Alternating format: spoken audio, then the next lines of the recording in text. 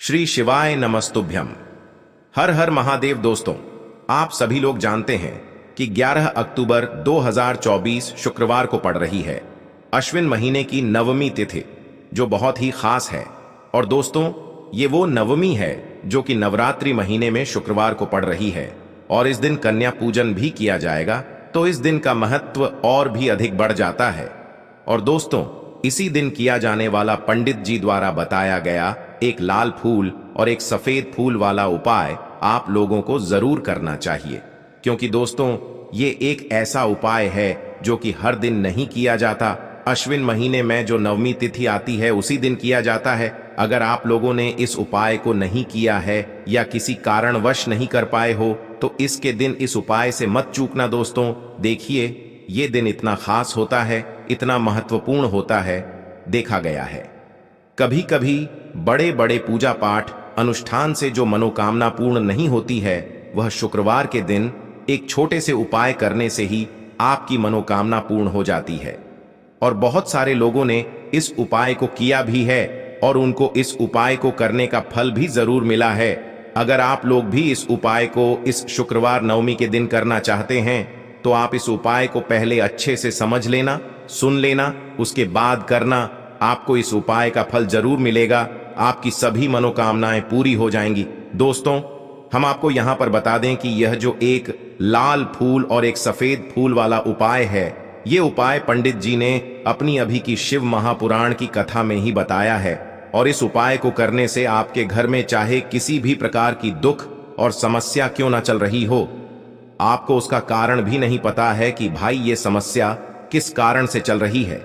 उसका कुछ भी कारण हो सकता है, जैसे पितृदोष हो सकता है, काल सर्प दोष हो सकता है, या किसी भी तरह का मंगल दोष भी हो सकता है। और भी बहुत तरह के दोष होते हैं, कुछ भी हो सकता है। पर आपको इस उपाय को करने के लिए अपने दोष को पता लगाने की भी जरूरत नहीं है। आपके घर में किस कारण से इतनी दुख और परेशानी आ रही है, वह भी आपको पता लगाने की जरूरत नहीं है। बस शुक्रवार की नवमी के दिन इस उपाय को कर लेना, क्योंकि इसी एकमात्र उपाय को करने से आपके पूरे घर परिवार में सुख और शांति हो जाएगी। आपके घर में अच्छे अच्छे काम होने लगेंगे। आपकी जो भी मनोकामना होगी, वह भी धीरे धीरे करके पूर्ण होना शुरू हो जाएंगी। अब हम समझते हैं इस एक लाल फूल और एक सफेद फूल वाले उपाय को आपको करना कैसे है। अब हम ये बात समझते हैं, इस वाले उपाय को हमें करना किस समय है। एक लाल फूल और एक सफेद फूल वाले उपाय को हमें इस शुक्रवार नवमी के दिन करना किस समय है।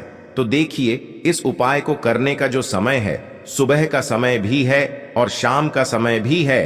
अब देखिए, यहां पर हम मुख्य रूप से सुबह का समय नहीं बोलेंगे, क्योंकि देखिए, ये जो नवमी तिथि है और आप सभी लोग जानते हैं, इसका प्रदोष काल का मतलब शाम का जो समय होता है ना, इस दिन भगवान शिव जी का सबसे प्रिय दिन होता है। तो आप लोग इसे एक लाल फूल एक सफेद फूल वाले उपाय को सुबह के समय भी कर सकते हो और शाम के समय प्रदोष काल में भी कर सकते हो। सुबह के समय अगर कर रहे हो तो 10 या फिर 11 बजे तक भी अगर उपाय करोगे तो भी आपको उपाय का फल मिलेगा। वही अगर शाम के समय कर रहे हो तो इस दिन जरूर शाम के समय का ध्यान रखना कि शाम के 6 बजे से लेकर 7 बजे के बीच में अगर आप इस उपाय को कर सकते हो तो बिल्कुल कर लेना, पूरी कोशिश करना। पर अगर किसी कारणवश इस समय के बीच में ना कर पाओ तो रात 8 बजे तक भी अगर आप उपाय को करोगे तो आपको उपाय का फल जरूर मिलेगा। ये बात आपको समझ आ गई कि आप इस उपाय को सुबह और शाम दोनों समय कर सकते हो। मतलब करना आपको एक ही समय है, घर में से किसी एक ही बड़े व्यक्ति को करना है, पर एक ही बार इस उपाय को करना है, दोनों समय नहीं करना है। आपको जो समय अच्छा लगे आप उस समय पर इस वाले उपाय को कर सकते हैं। तो चलिए जानते हैं इन विशेष उपायों के बारे में। लेकिन उससे पहले, जो भी मेरे भाई मेरी प्यारी बहनें आज चैनल पर पहली बार आए हैं या मेरी आवाज आज पहली बार सुन रहे हैं, अगर आप भी महादेव के सच्चे भक्त हैं तो वीडियो को लाइक और चैनल को सब्सक्राइब जरूर कर लें और कमेंट बॉक्स में लिखे हर हर महादेव, ओम नमः शिवाय। देखो, अब सबसे महत्वपूर्ण बात आती है कि इस उपाय को हमें करना किस लिए है। जैसा कि हमने अभी आपसे बोला कि इस उपाय को करने के बाद आपके जीवन में बहुत सारी खुशियां आएंगी, आपकी मनोकामनाएं पूर्ण होंगी, आपकी धन की समस्या दूर होगी, आपकी पैसों की समस्या दूर होगी। अब देखिए, अगर आप लोग सोच रहे हो कि भाई हमें अपना घर बनाना है, पर घर बनाने के लिए पैसा नहीं है, हमें गाड़ी लेना है, पर गाड़ी लेने के लिए पैसा नहीं है, हमें जमीन लेना है, पर जमीन लेने के लिए पैसों की कमी पड़ी डीडीएच रही है। अगर ऐसी ही दिक्कत, परेशानी या किसी भी तरह की धन से जुड़ी हुई समस्या या पैसों से जुड़ी हुई समस्या अगर आपके जीवन में चल रही है, तो यह उपाय निश्चित ही आपके जीवन में बहुत सारे फल लाकर दे सकता है। इसीलिए अगर आपके घर में बहुत ज्यादा दिक्कत, समस्या, परेशानी चल रही है, धन से जुड़ी हुई, पैसों से जुड़ी हुई, धन की बहुत ज्यादा कमी आ रही है, पैसों की बिल्कुल आवक नहीं हो रही है, तो भाई आप लोगों को इस वाले उपाय को जरूर करना चाहिए। घर में से किसी एक भी बूढ़े व्यक्ति को। अब इस उपाय में करना क्या है, वो सबसे पहले हम लोग जान लेते हैं उपाय की सामग्री। हम लोग सबसे पहले जानते हैं कि इस उपाय में किस किस चीज की आवश्यकता पड़ेगी। तो देखिए, उपाय का नाम तो एक लाल फूल और एक सफेद फूल वाला उपाय है, पर इस उपाय में कुल मिलाकर 4 सामग्री हमें लगने वाली है, जो कि पंडित जी ने खुद सीहोर वाली कथा में बताया है। और जो हम आपको उपाय बताते हैं वो पंडित जी द्वारा बताए गए होते हैं, अलग से हम कुछ भी नहीं बताते हैं। तो यहां पर हम लोग समझते हैं कि इस उपाय की सामग्री क्या है। तो देखो, उपाय की जो सामग्री है वो 4 सामग्री है, जिसमें से सबसे पहली सामग्री है एक बेलपत्र। देखो, बेलपत्र क्या होती है? बेलपत्र जो शिव की शिवलिंग पर चढ़ती है। दूसरी चीज है एक शमी पत्र, शमी पत्र, वो जो शिवलिंग पर ही चढ़ता है। तीसरी चीज है दोस्तों एक लाल फूल, जो उपाय का नाम है। तो एक यहां पर आपको लाल फूल लेना है। अब ये लाल फूल कौन सा लेना है? देखो, शिवलिंग के ऊपर जो लाल फूल चढ़ता हो, उनमें से कोई भी एक लाल फूल पसंद कर लेना और वो कहीं से तोड़कर या कहीं से खरीद कर लेकर आना और उस लाल फूल को उपाय में प्रयोग कर लेना। उसके बाद में एक सफेद फूल का विशेष रूप से ध्यान रखना। जो सफेद फूल शिवलिंग पर चढ़ता हो, सिर्फ वही सफेद फूल लेकर आना, इसके अलावा कुछ मत लेकर आना, लेकिन केतकी का मत लेना। तो एक एक मात्रा में ही आपको ये चारों सामग्री चाहिए। एक बेलपत्र, एक शमी पत्र, एक लाल फूल और एक सफेद फूल। ये चारों सामग्री आप लोग तैयार करके रख ले। प्रदोष काल में या सुबह के समय जब भी आप इस उपाय को कर रहे हैं, जैसे ही आपके उपाय की सामग्री तैयार हो जाती है, तो क्या हम सीधा उपाय को करने के लिए इन चारों सामग्री को लेकर उपाय करने के लिए जा सकते हैं? नहीं, तो यहां पर आपको इस बात का ध्यान रखना है कि हम भगवान शिव जी को प्रसन्न करने के लिए तो जा रहे हैं, हम अपनी मनोकामना को पूर्ण करवाने के लिए तो जा रहे हैं, पर हमें यह दर्शाना बिल्कुल भी नहीं है कि हम सिर्फ अपने फायदे के लिए भगवान शिव जी के मंदिर में आए हैं। इसलिए हम इस उपाय को करने के साथ में भगवान शिव जी की पूजन अर्चना के लिए कुछ सामग्री भी जरूर लेकर जाएंगे। जैसे कि सुबह के समय अगर आप उपाय को कर रहे हो, इस एक लाल फूल और एक सफेद फूल वाले उपाय को, तो भाई सुबह के समय आपको 1 लोटा जल लेकर जाना है। जो लोग प्रतिदिन शिव जी के मंदिर जाते हैं, पूजन अर्चना करते हैं, जल चढ़ाते हैं, फूल बेलपत्र सब कुछ चढ़ाते हैं, भाई वो अपनी पूजन अर्चना वैसी की वैसी ही करना। बाकी जो सिर्फ उपाय को करने के लिए जा रहा है, जो कुछ भी लेकर नहीं जा रहा है, उसे कम से कम 1 लोटा जल अपने घर से जरूर भर कर लेकर जाना, अगर आप उपाय को कर रहे हो, है ना? क्योंकि इस वाले उपाय को आप भगवान शिव जी की पूजन अर्चना करने के बाद ही करना। वहीं अगर बात करें शाम के समय की, अगर कोई व्यक्ति शाम के समय प्रदोष काल में इस वाले उपाय को कर रहा है, तो भाई आपको मात्र 1 घी का दीपक तैयार करना है। ये बात हम हमेशा बोलते हैं। शाम के समय प्रदोष काल में कोई कर रहे हो ना, तो दीपक का विशेष महत्व होता है। प्रदोष काल में जो भी व्यक्ति दीपक जलाता है ना भगवान शिव जी के मंदिर में, भाई उसके जीवन से सारी दुख और परेशानियां भी दूर होती हैं। तो भाई इस दिन दीपक का विशेष रूप से ध्यान रखना आप लोग। अगर आप इस उपाय को शाम के समय प्रदोष काल में कर रहे हो, है ना, ये जो दीपक आप लोग लोगे, ये आटे का लोगे। जो आटा आप गूंद दोगे, उसके अंदर कुछ भी मत डालना, मात्र साधा आटा लगाकर उसे तैयार कर लेना और एक मीडियम साइज का दीपक तैयार कर लेना। वो दीपक ना ज्यादा छोटा हो ना ज्यादा बड़ा हो, है ना। उसके बाद में दीपक आपका तैयार हो जाए तो इसके अंदर जो बत्ती रखोगे वो गोल बत्ती रखोगे। देखो, गोल बत्ती भी 2 तरह की होगी, एक बाजार की और एक घर वाली। तो कोशिश करना अपने घर में जो रुई रखी हुई है उस रोई से आप लोग एक गोल बत्ती अपने ही हाथों से बनाओ। उपाय का फल अच्छा मिलता है। भगवान शिव जी जल्दी प्रसन्न होते हैं। जब हम किसी भी उपाय को अपने हाथों से परिश्रम करके तैयार करते हैं तो आपको उस दीपक के अंदर एक गोल बत्ती रख देनी है। इसके अंदर जो चीज आप लोग डालोगे वो डालोगे। शुद्ध देसी गाय का घी। इस बात का विशेष रूप से ध्यान रखना क्योंकि भगवान शिव जी का सबसे प्रिय दिन और प्रिय समय पर हम लोग इस वाले उपाय को कर रहे हैं। तो थोड़ा सा शुद्ध देसी गाय का घी इतना डालना कि वो दीपक कुछ समय तक चल सके ना। बाजार वाला मिलावटी घी डालना, न भैंस का घी डालना। शुद्ध देसी गाय का घी आपको ढूंढने में थोड़ी मतलब मेहनत लगेगी और महंगा भी मिलेगा, पर गाय के घी से भगवान शिव जी प्रसन्न होते हैं और उसी शुद्ध देशी गाय की घी से घर में बरकत भी बनी रहती है और हमारे घर में सुख शांति भी बनी रहती है। इसलिए इस शुद्ध देशी गाय का घी को अपने घर में हमेशा रखा करो।